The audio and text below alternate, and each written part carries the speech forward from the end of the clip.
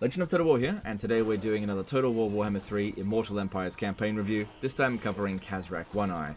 So Khazrak starts his campaign near Laurelorn Forest, which is a pretty big change to his previous start location in Warhammer 1 and 2, which was Estalia. So what he's done here is essentially switched his campaign start position with Morga the Shadowgave. He used to start in a similar location, he used to start over here, but from a lore perspective, this actually makes a lot more sense. This is, typically speaking, where Khazrak lived, and while Estalia is not necessarily where Morga lived, it gives you a better position to launch your attacks onto Athel Loren, which is, typically speaking, where he would spend most of his time corrupting.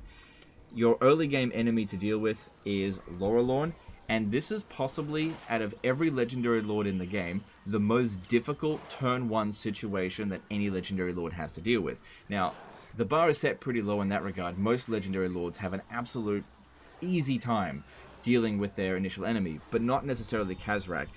Could very easily end your campaign right on turn 1 if you're not careful.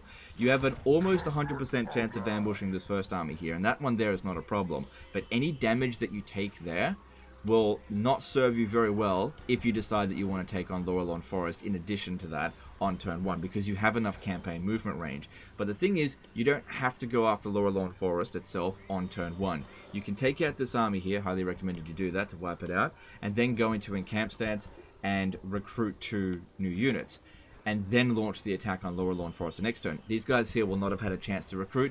It helps to even the odds a little bit more, giving you a much more comfortable battle. But incredibly competent players will still be able to capture this on turn 1. But yeah, you've got to... It's a tough battle compared to what other Legendary Lords have to deal with.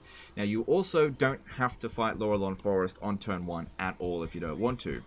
You could simply decide that you want to go after Nordlands instead, set up your herdstone over here, or maybe go after the greenskins. It's entirely up to you. You're essentially a horde, so you can decide which way your campaign goes. But if you want to have a strong start, it's highly recommended that you get rid of these guys, because if you don't, they're going to be a thorn in your side if you intend to stay in the Empire, which you should stay in the Empire, because the Empire produces... These Electicans produce a lot of armies, so it's really good for Ruination tokens and also for Dread. So it's a good area, but you really need to clear out the Wood Elves in the area here first.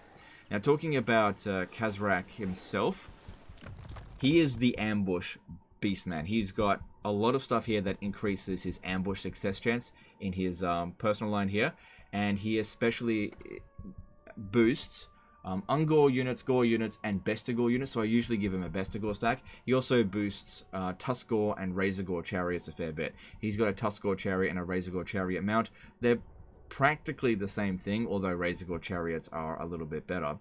He's got tiny sort of boosts to global bonuses, so he doesn't provide a hell of a lot. And his trait here is mainly just providing Vanguard deployment. So lots of little things in here that you can get a fairly good melee infantry army going if you really want. So if that's your particular type of playstyle, then Khazrak is a good one to go with. But one thing that you really want to make sure, in as much as possible, is to be ambushing, because that's where you're going to get a lot of your strength. If you have a look at his factions trait, Conqueror of the Bloodgrounds, we've got ambush success chance plus 15% for all characters, not just for Khazrak. So that's really good for the Beastman. And although Khazrak himself doesn't have like a unique campaign mechanic like Taurox does, that's probably one of the better of just the stat bonuses compared to the other Legendary Lords. Evasion chance when using the Beast Path plus 15% is definitely good. If you find yourself in a bit of a pickle, being able to just sort of get out of that using the Beast Path can be quite helpful. And then Dread cost minus 15% for all unit capacity upgrades. That's very good, because you're going to want to have something other than Ungor Raiders and Chaos Warhounds, I'm sure. Especially if you want to eventually get to a Bestigor Doomstack with Khazrak. But typically speaking, even with 15% reduced cost on unit capacity upgrades, they're still not as efficient in overall value that they provide compared to just increasing your army capacity, especially considering that after just increasing the capacity of some of these units by just a little bit, the cost can kind of spiral into significant amounts. It becomes very expensive to get more of them. But still, 15% is better than nothing.